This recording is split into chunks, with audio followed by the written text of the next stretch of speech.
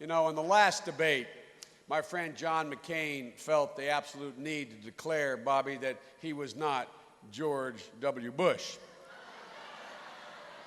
And just recently, John McCain actually went so far as to compare Barack Obama to George W. Bush.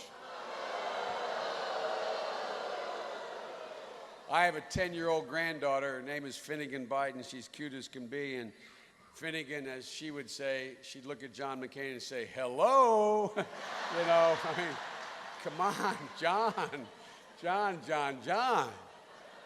And now John McCain is attacking George Bush's budget and his fiscal policy. But Johnny, where were you the last 8 years when you voted 4 out of 5 times for his budget? Well, I'll tell you where John was the last 8 years.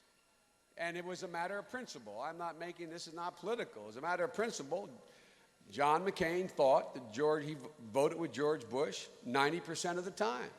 He believed George Bush was right 90% of the time. Just yesterday, it was reported that President Bush filled out his absentee ballot and he voted for John McCain.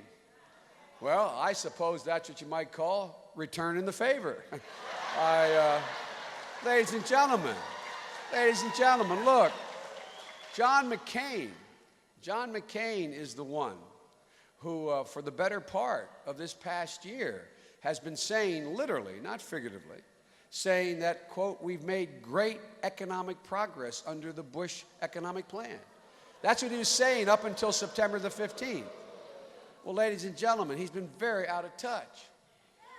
Governor Palin's been very out of touch. And ladies and gentlemen, look, I know Halloween's coming. But John McCain, dressed as an agent of change, is one costume the American people ain't gonna look at. On election night, forget the pundits and talking heads, drown out the static. Count the vote right here, as it happens live, as voters from around the nation weigh in. Check back right here, November 4th.